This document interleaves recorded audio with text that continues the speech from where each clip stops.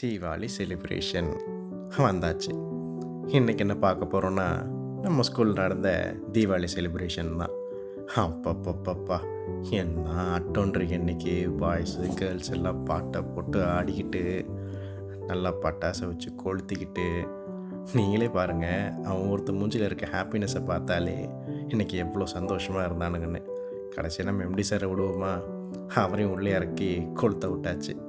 அப்புறம் நம்ம பாய்ஸோடு சேர்ந்து ஜாலியாக பாட்டை போட்டு ஆடிக்கிட்டு கடைசியாக வந்தார். யார்? இதோ இவர்.